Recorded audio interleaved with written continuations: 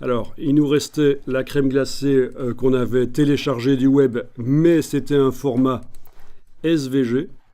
Donc c'était dans le dossier Ice Creams.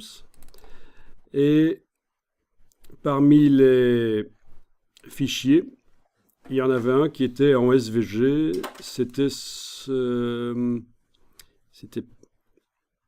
celui-ci, oui, c'est ça. Le 1F367 était d'origine sur le web un format SVG. Je vous rappelle que celui-ci n'était pas un vrai format SVG, c'est un format PNG avec de la transparence qui venait d'un format SVG et ils ont laissé le format SVG ici. C'est leur logiciel de conversion qui ont laissé ça. Ceux qui ont mis ça sur le web ont fait un nom de fichier qui peut être ambigu. Vous allez souvent rencontrer ça. Deux extensions de suite, il n'y a que la dernière qui est la vraie en fait. Mais ici, donc, il n'y a qu'une seule extension. Oui, quand je vous parle d'extension, c'est ce qui indique le type de fichier. C'est les trois dernières lettres là, après le point. Donc on a une extension SVG, Scalable Vector Graphics, et c'est celle-là qu'on va ouvrir dans Illustrator. Alors voyons un peu, je vais la déplacer dans Illustrator. Et voilà, elle s'est ouverte. Ou alors vous faites fichier ouvrir dans Illustrator et vous allez la chercher. Donc vous voyez, c'est directement du vecteur, et pourtant ça vient du web. Donc il y a des images vectorielles sur le web. Donc voilà. Alors, je vous montre ici cette image.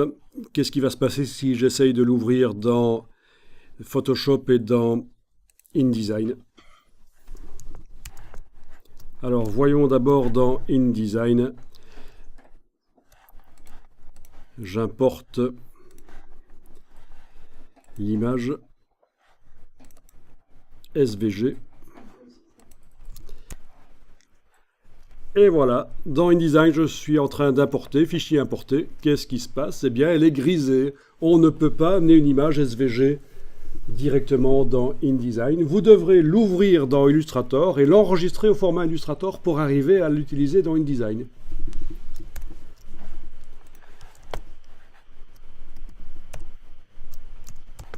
Là, je vais dans Photoshop et je vais essayer d'ouvrir cette image SVG. Là, on dirait qu'il veut bien la prendre.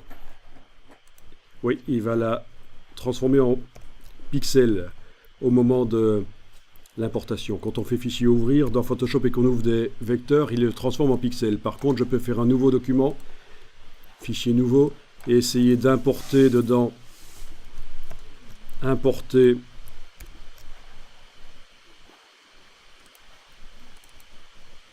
là, ça marche aussi. Okay. Donc dans Photoshop, le SVG, ça passe. Dans InDesign, ça ne passe pas.